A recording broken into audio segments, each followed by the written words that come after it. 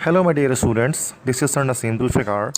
Please subscribe my channel and also press the bell icon if you want to get daily lessons on chemistry and English. We are going to complete the chapter today, chapter 2. So first of all two reasons हैं. Last time हमने types of crystal discuss किया था, ठीक है. अच्छा revise कराने का time नहीं है, ठीक है, तो मैं डायरेक्ट नया टॉपिक स्टार्ट कर रहा हूँ, ठीक है. तो दो रीज़न्स हैं जो रहते थे जो मुझे कराने हैं. तो पहला रीज़न है कि diamond is hard and insulator, और दूसरा रीज़न है कि graphite is soft and conductor. कि हीरा जो होता है, डायमंड जो होता है, डायमंड हार्ड होता है, सख्त होता है. Diamond is the hardest natural substance ever known, मतलब सबसे ज़्यादा हार्ड नेचुरली जो सब्सटेंस एग्जिस्ट करता है वो डायमंड है, वो हीरा है. तो हीरा बहुत ज़्यादा हार्ड होता है, हार्डेस्ट होता है, और साथ में करंट भी उससे पास नहीं होता. ग्रेफाइट की बात करें, पेंसिल की नोक की बात करें, तो वो सॉफ्ट भी है और वो गुड कंडक्टर भी है.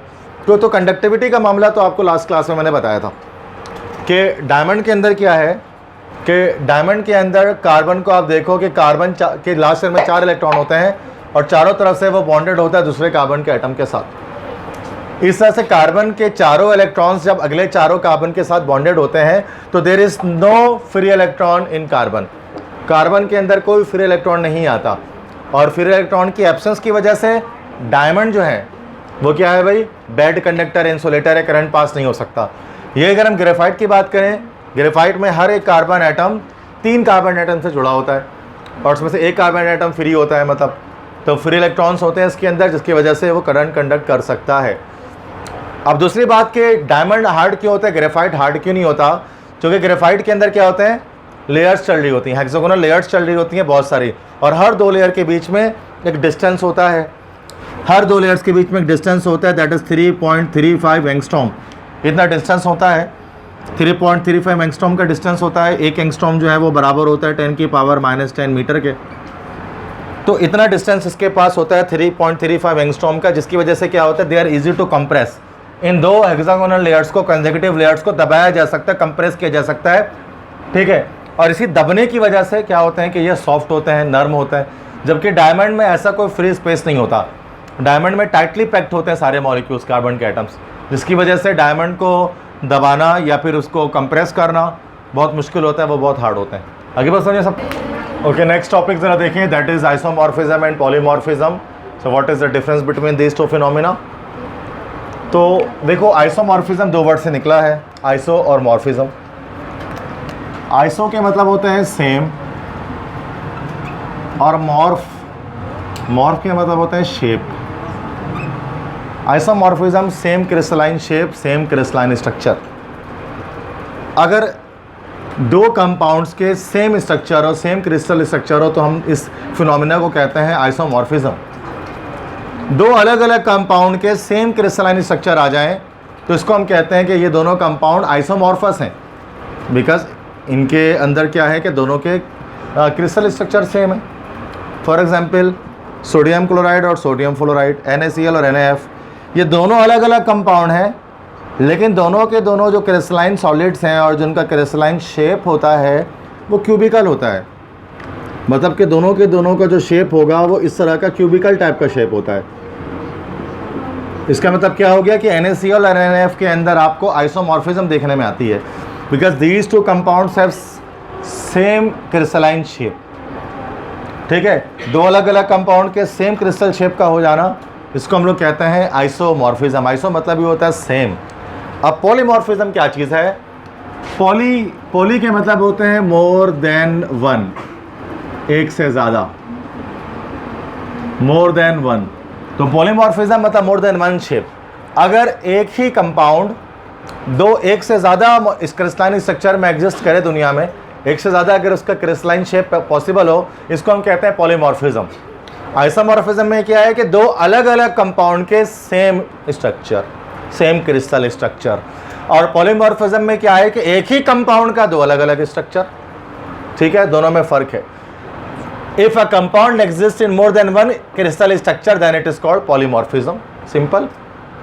फॉर एग्जाम्पल, मिसाल के तौर पे कैल्शियम कार्बोनेट CaCO3. अब कैल्शियम कार्बोनेट आपको 2 तरह से एग्जिस्ट होता है दुनिया में. कैल्शियम कार्बोनेट ये एक कंपाउंड है, ये कैल्साइट की सूरत में भी दुनिया में होता है, एरागोनाइट की सूरत में भी दुनिया में होता है. कैल्साइट से मुराद हो गया ये आपका चौक, चौक जो होता है, चौक वगैरह, वो कैल्साइट है। और जो एरागोनाइट क्या होता है, वो मार्बल जो फर्श पे फ्लोरिंग के लिए बिछाते हैं। दोनों के स्ट्रक्चर अलग अलग होते हैं। चौक के स्ट्रक्चर अलग है, वो भी कैल्शियम कार्बोनेट है, और जो ज़मीन पे मार्बल बिछाया जाता है वो भी कैल्शियम कार्बोनेट है, जो घरों पे फ्लोरिंग की जाती है, बट दोनों का स्ट्रक्चर अलग अलग है। That is called polymorphism. एक ही कंपाउंड अलग अलग स्ट्रक्चर में है।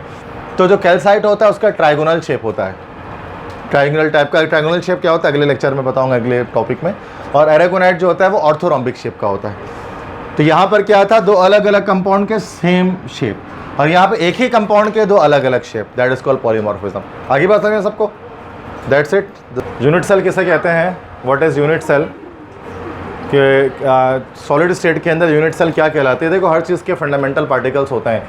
जैसे मैटर का स्मॉलेस्ट पार्टिकल जो आपके पास होता है, दैट इज कॉल्ड एटम। इस तरह से घर को बनाना है तो उसका फंडामेंटल पार्टिकल ब्लॉक है, बिल्डिंग ब्लॉक्स है ना, ब्लॉक्स बनाएंगे तो लगाएंगे तो फिर दीवारें बनेंगी। इस तरह ह्यूमन बॉडी है, उसकी फॉर्मेशन जब होती है तो सेल्स उसके फंडामेंटल पार्टिकल्स हैं। एनिमल सेल, प्लांट सेल, जिनकी वजह से जो है वो कंप्लीट ऑर्गेनिज्म की जो है नशोनुमा होती है, वो बनते हैं।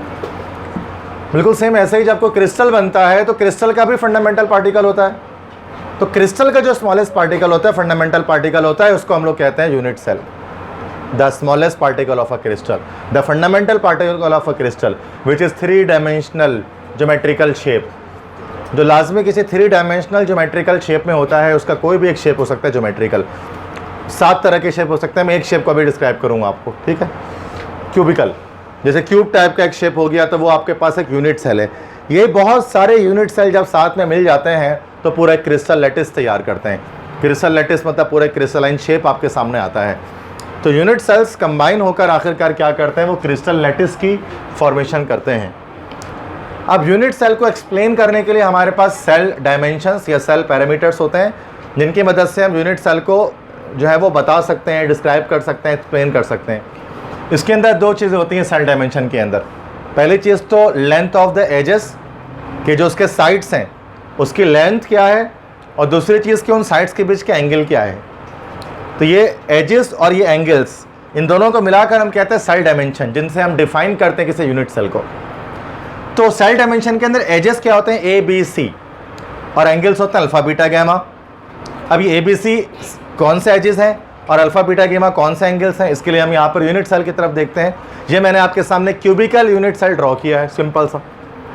इसके अंदर आप किसी एक पॉइंट को पकड़ लो, मैंने इस वाले पॉइंट को पकड़ लिया है। इस पॉइंट को पकड़ लो तो एक्स वाई जेड तीनों एक्सिस यहाँ पर आपको दिख रहे हैं। ये जा रहा है एक्स एक्सिस की तरफ दिख रहा है आपको, ये जा रहा है वाई एक्सिस, और ये जा रहा है जेड एक्सिस। ये बाहर की तरफ निकला होगा या पीछे की तरफ गया होगा, 2 में से एक होगा। बोर्ड पे हम बना नहीं सकते हैं, परसेप्शन दे सकते हैं कि कुछ कुछ ऐसा ही होगा, ठीक है। तो ये बाहर आ रहा है, या तो ये अंदर की तरफ, जेड एक्सिस बाहर होता है ना बोर्ड से, ठीक है। तो ये इस तरह से जेड एक्सिस है, ये एक्स और वाई।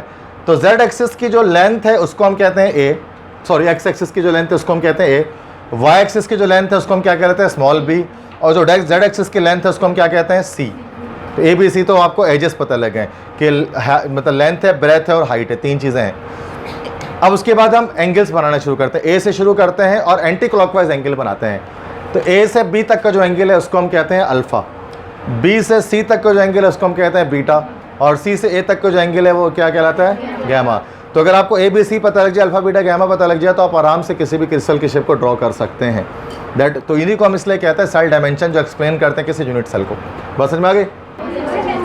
सो अब जो हम डिस्कस कर रहे हैं दैट इज 7 क्रिस्टल सिस्टम्स या 7 क्रिस्टल हैबिट्स इसको हम कहते हैं।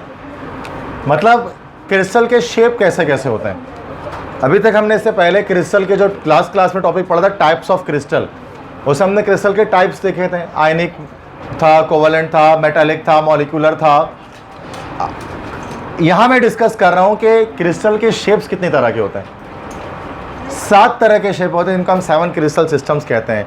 नॉर्मली आपने क्यूबिकल ज़्यादातर सुना है, क्यूबिकल मैं बनाता भी बोर्ड पे हूँ, लेकिन क्यूबिकल के अलावा भी 6 और होते हैं, तो टोटल 7 होते हैं, ठीक है। उसको हम 7 क्रिस्टल सिस्टम कहते हैं। तो 1 2 3 4 5 6 और 7। तो उनको याद करने का एक तरीका होता है, तो मैं उसको बता दे रहा हूँ कैसे आप याद करोगे। अभी लिखना नहीं, इसको सुनते रहें, ठीक है। एक MCQ जिससे लाजमी बनता है पेपर में। तो पहले आपको याद करना है सीट और HMT।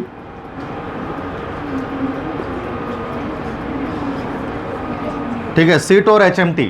तो सीट और HMT जब याद करें तो ऐसे पूरे लाइन से लिखा जाएगा ये।